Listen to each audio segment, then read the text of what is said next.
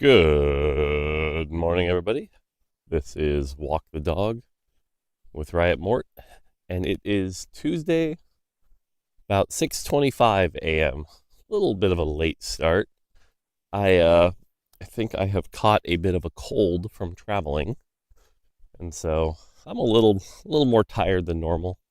Tried to get some extra sleep, took some NyQuil, but it's just a cold, and when it's just a cold, we don't take days off. We don't rest. We power through it. We power through it. So now that being said, not a lot going on this week. Patches tomorrow. Um, I'm looking forward to playing some more games on my main, hopefully at some point in between various meetings or after work and stuff like that. It'll be the Worlds patch, which will be interesting. Yeah, so that'll be fun. Let's see, what other announcements for you guys? Friday, there will not be a Walk the Dog, because Friday instead I will stream. I'm going to stream Friday and Sunday this week, because Friday afternoon, or Friday evening, I have a friend coming over. This guy has been my friend since we were in 6th grade. We've known each other since 2nd grade, friends since 6th grade. He was the one that, my very first house in 2008, he was my roommate, that allowed me to actually even be able to afford a house, which was really helpful. But since I moved to Riot, he and we've spoken, but we haven't actually seen each other pretty much since I went to Riot. So it's been quite a few years. So it'll be nice to catch up with him. That'll be a cool weekend. But so Friday and Saturday, we're going to hang out.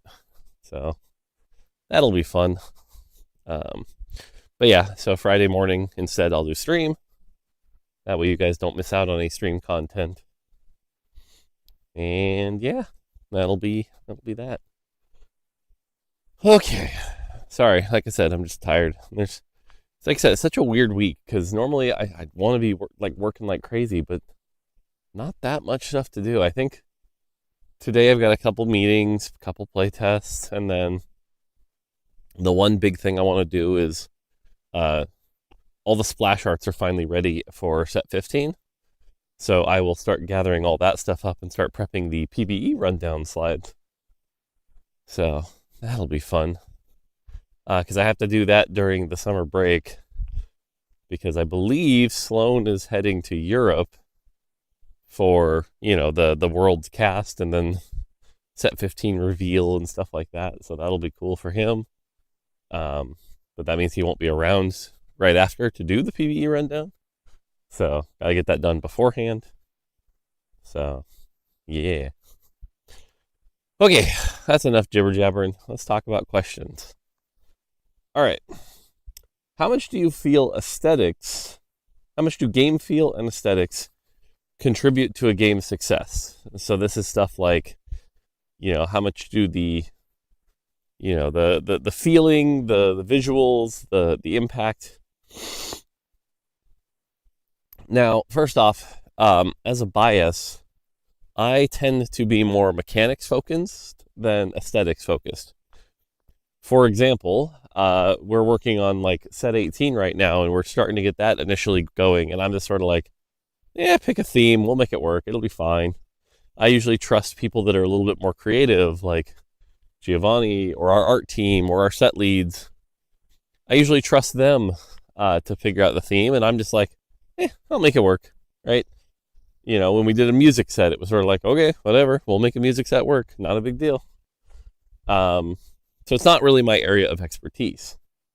That being said, though, does it contribute? Of course, right? I mean, set 10 is actually probably the best example of this, right? Set 10 from a mechanics point of view is solid. It's got things like Heartsteel and KDA, which at the time was really, really good. There were a couple misses in there, like Country. And then if you're not a Chosen fan, you could argue that the mechanic was kind of bleh. So from a mechanic standpoint, it's B. It's a solid B tier. Heartsteel maybe puts it up to low A. But why was that set so wildly popular in East or Western regions? Well, turns out those aesthetics and that music system pretty darn good, right? Like the team that pulled off all the music stuff for our set did such an amazing job that it contributed. But on the flip side of the coin, it's like you can have a set with pretty middling aesthetics, like say set 9, it's like, yep, it sure is Runeterra. Woo, but can actually be pretty popular. So I was thinking about this question as I wrote it down last night, and think of it like you're baking a cake, right? And your question is, how much does flour contribute to the success of the cake? How much does the flour quality contribute to the success of a cake? And it's like, well, yeah, it makes a difference, but it's also just one ingredient, right? How much does good frosting contribute to a cake? I mean, yeah, good amount, right? But each thing is not inherently a cake in and of itself. So to me, it's important to have good aesthetics. It's important to have something that makes players excited. But especially with a game like TFT, aesthetics are basically like mostly the window dressing. I mean, again, set 10 kind of being the big exception because that music system provided such a big, deep, replayable aesthetics. But overall, it's sort of like, well, what's set 14? Cyber City? That looks cool. I'll try it out. And then once you're in there, it's like, well, yeah, you kind of just play the game. And then the mechanics either carry or don't carry the set, or the champ design, stuff like that,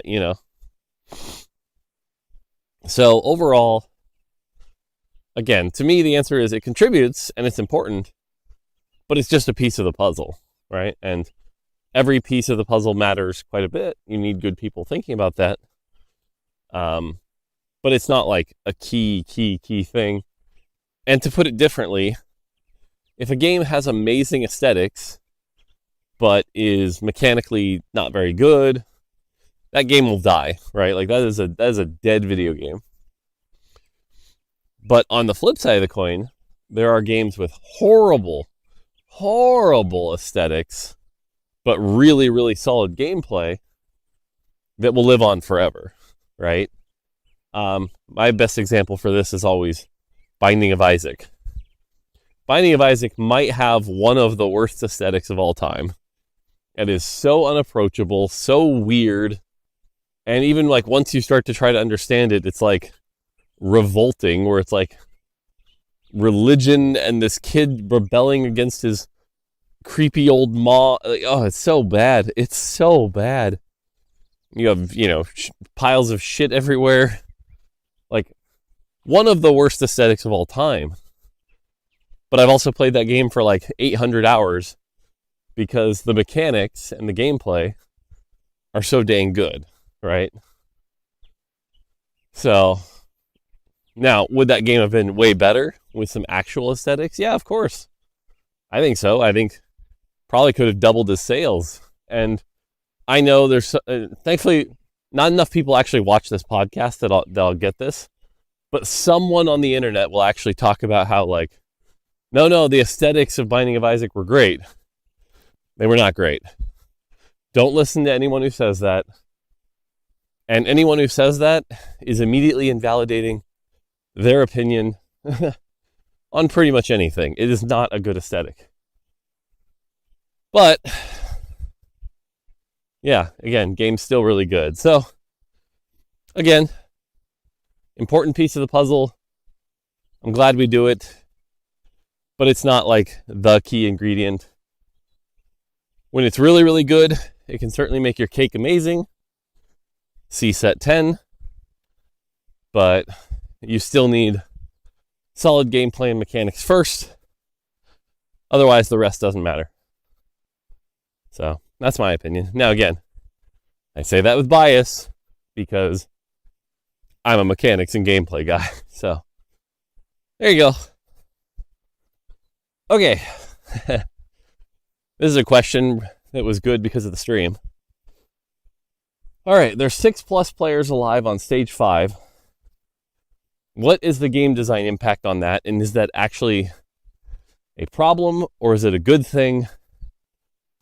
What does that mean? Okay, so Obviously, during stream this weekend, I complained a lot because it happened. And what would happen is I'd be 100 health at 4-1. There'd be 3 people at the bottom of the lobby at about 30 health. And no one, the people at the bottom of the lobby would keep winning. And the people at the top of the lobby would keep losing. And so eventually by about 5-2, it's like the bottom of the lobby's still at like 20. Top of the lobby's now at like 50. And because no one dies, you bleed out. And it's not great. So as much as I complained, though, let's talk about it, right? Because TFT is a game where the early game is where you have the least amount of agency. Not saying you have none, but, you can't press reroll, you can't spend your money. And if you don't, let's say you have a bad opener or items that don't match or anything like that, you can't really do a whole lot. Now, early game is still important. We want people to try to win the early game, right? The worst state of TFT is when everyone's just open forwarding. And we're actually pretty close to that right now, which is really not great. But what that usually is a sign of is that once a comp is put together, its power is far ahead of anything else that you could hobble together, right? And I was kind of ranting about this a little bit on stream, but guide comps, their power level is far enough ahead of non-guide comps that you can't really innovate, and it becomes more important to sort of put all the pieces together than it is to play suboptimally. And so in that state, what's happening is the combinatorics of the items and the traits and the characters are probably too high. And it's usually a sign that you're getting too much multiplicative value off some combinatoric, right? So an example here, I actually think one of the biggest contributors of this right now is Kraken's Fury. Because the combination of the high health pool of Exotech and 6 Vanguard, because 6 Vanguard is just gain a giant shield of health. 7 Exotech is gain a bunch of health, right? You have massive HP pools, sometimes almost as high as Bruiser, but with all the defense, it's like you have the HP, but you also have a ton of tankiness, which is wild. So you have all this HP, and then you are able to play an item, Kraken's Fury, which scales your output to such a state that if you get there, right, like a Kog'Maw or a Zeri that has, 100 stacks on their Kraken's Fury is doing pretty insane amounts of damage, right? And so that is actually one of the core problems. And it's like, well, how does a brand who's balanced around sort of a consistent output of spellcasts supposed to keep up with the 100 stack Ginsu? And you're like, well, you're not supposed to, right? If the Kog'Maw can get that high, that's why he gets to output that damage, right? It's his Archangels, right? But Archangels has the risk in that you need to build a comp that's stable enough. And it's too easy to do right now. It's too easy to do with the Vanguard or the Exotech lines. So what that's basically saying is, there are certain comps in the game right now that you don't have to worry about getting to, everything before you get to that point where you've put together the guide comp is irrelevant. As long as you get there, the payoff will be good. And really, the thing that happens right now, especially in the current meta, is, let's say the Kog'Maw reroller, the 7 Exotech player, and one other one, they lose streak, get the items they force their bis, right? Because like the difference between a Kog'Maw with a Deathblade versus a Kog'Maw with a Kraken's Fury is pretty big. It's pretty big, which isn't great.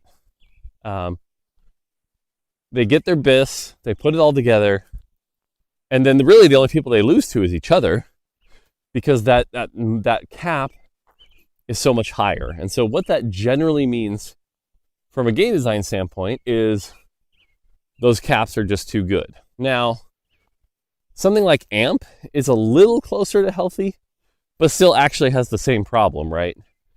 AMP is at least, well, you got to go 9, you got to find a 5 cost, you got to put it all together, and then it reaches a high cap.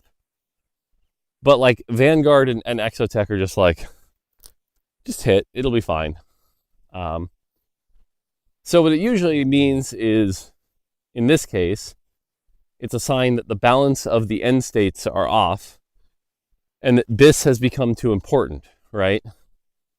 The item system, we've over the years tried to make the item system more flexible, where it's like, yeah, if you don't have a Kraken's, you can build the Deathblade, and you'll be like 3% worse, but not that much worse.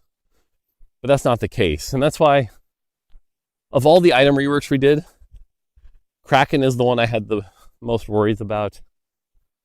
And it just, yeah, I wish Kraken had just been time instead of auto attacks. But now keep in mind, if it was time, we would actually have a similar problem right now, right? So you can't put all the blame on Kraken Siri. Kraken Siri is only part of the equation. Let's say it was Archangels, right? If it was Archangels, though, for AD, what you'd actually be seeing is a couple more AD lines might be playable, right? Like 6 Vanguard with a Jin reroll could be more playable because Jin could actually stack the Kraken. So, you know, it just wouldn't be as hard bound to the attack speed people like Kog'Maw and Zeri. And you'd still have the same problem of the front line, right?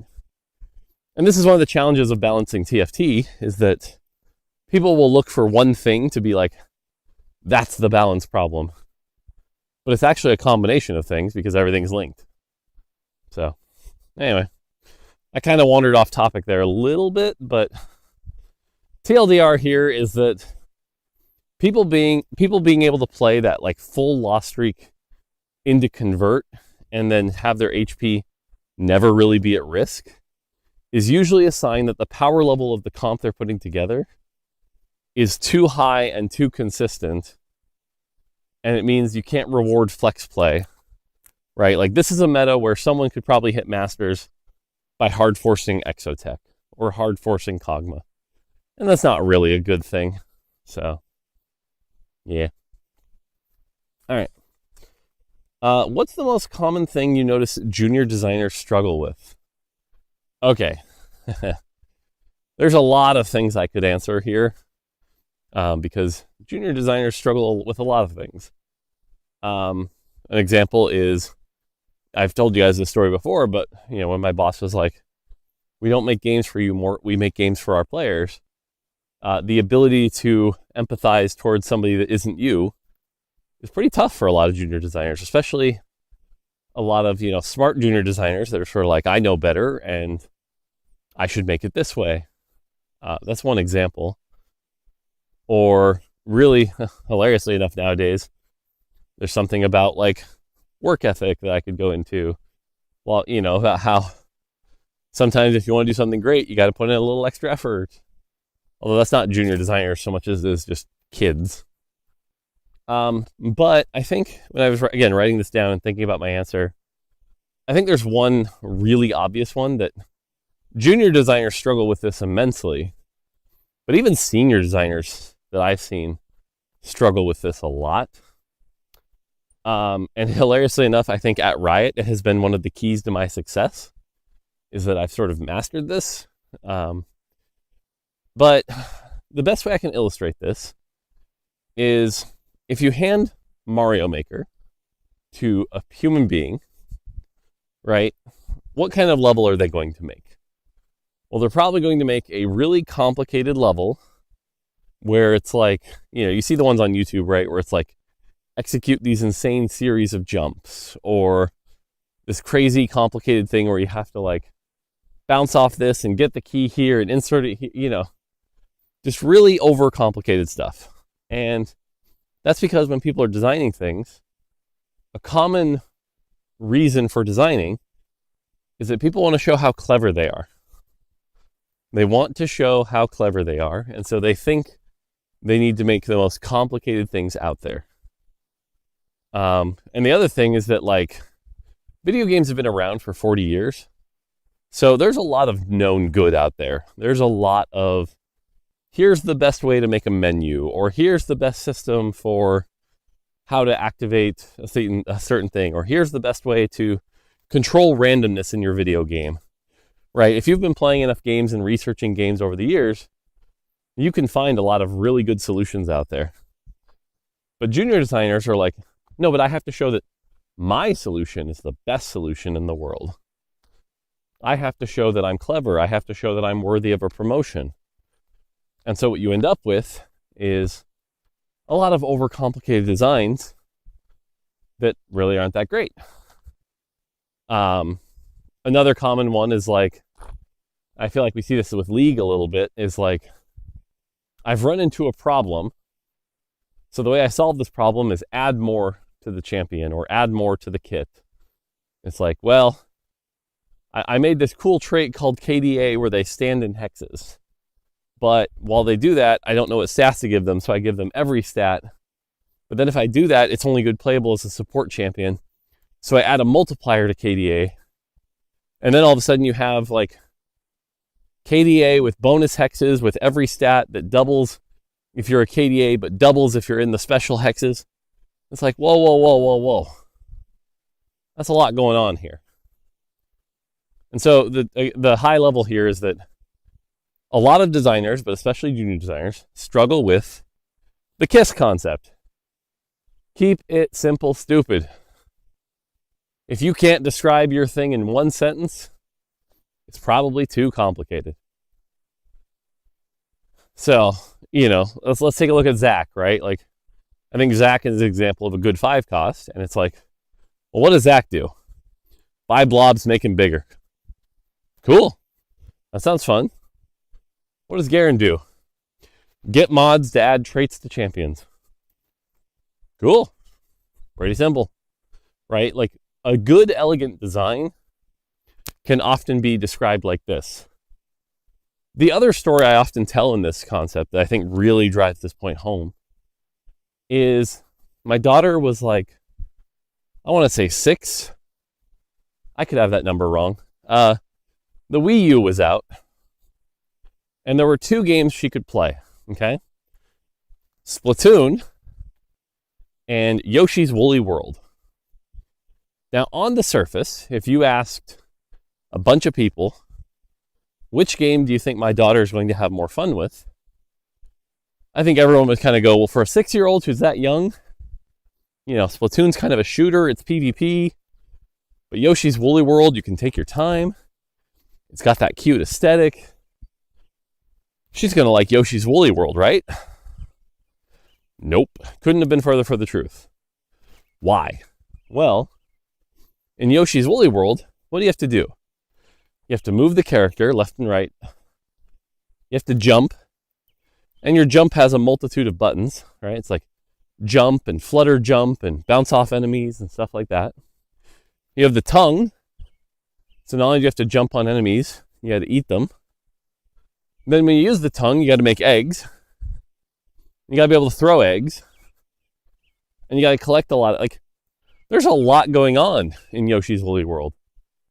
And the core control system, it's actually pretty complicated. Now compare that to Splatoon. Shoot people. Shoot people with ink. If you run out, get more ink. That's it. That's the whole game. There's different weapons and things like that, but at the highest level, all she had to do was shoot people and then absorb them, and that's it. And it's very simple and it's very elegant. And so she was able to get into it pretty easily. It's very approachable, very simple. And then there's a lot of depth from there, right? Whereas again, the first level of Yoshi's Woolly World doesn't have that. It's actually not very approachable. So a lot of junior designers really struggle with this concept, and they just want to add more to the game, make it more complex. And it's you've got to get that core really simple and elegant first. I can't stress it enough. And I think I've always told this story as well, but one of my first projects at Riot was emotes. When I joined the team, emotes had actually been in development for about a year already, which is wild. And the emote system they had proposed was like, well, the way you get emotes is you buy them in packs of 5 that are random. And when you get these 5, like let's say you got the Amumu emote that looks like he's crying, you would go to a specific champion, like let's say Jinx, and you would apply that sticker. And so now Jinx can use that emote, but no one else can. And then if you got multiple copies, you could re-roll those into a random emote. And then if you wanted to take an emote off of somebody, you would need a remover, which would convert into dust.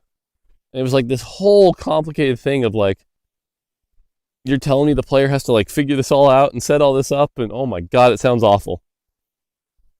And so they asked me to take a look at it and propose something. And a day later, I went, hey guys, you know that ping wheel the players already know how to use? Let's put emotes on it. Let's use that. Let's just ping emotes. That's it. It's a different wheel. You ping. Players already know how to use it. You put your emotes there. You're good to go. And then I threw on a little bit of a thing where it was like, and just for funsies, you can like break emotes, which most people don't even know this exists. But it was to solve the problem of like spamming emotes and stuff like that. But overall, at its core, it was like ping wheel for emotes. That's it. Not revolutionary, not, but it's elegant. And guess what? That's what we shipped. We shipped it like 3 or 4 months later. Emotes finally got out the door. They were a nice little bonus revenue for for League. Small amounts. It wasn't like gangbusters, but we never expected it to be. And I mean, emotes are still around. They're still a thing that gets used. That's it. So, but I think the junior designer trap was to try to make this complicated, clever system. And the senior designer goes, guys, it's simple. Focus on the game. This is not something we need to be innovating on. So, all right, I've been jabbing a lot. Since I only have a little bit more time, I'll just do this question. How are units' base AD determined? Okay, so we have a general framework for what base AD should be, right? So like, let's say a brand new set designer who doesn't know much about balance is setting up their game.